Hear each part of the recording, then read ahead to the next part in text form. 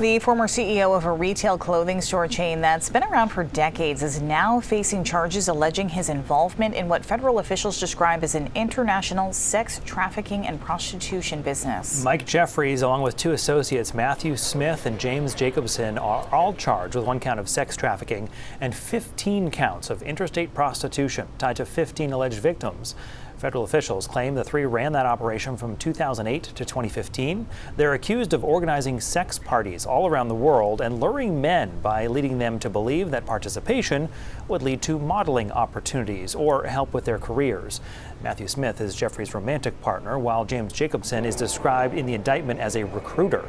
Federal prosecutors in New York say Jeffries used his money and position as CEO to further the alleged trafficking.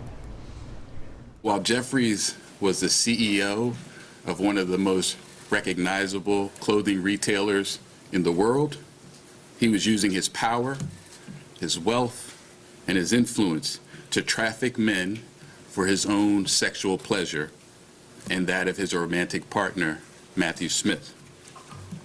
The charging documents describe in graphic and disturbing detail the violent and exploitive acts these defendants perpetrated, for which they will now face justice.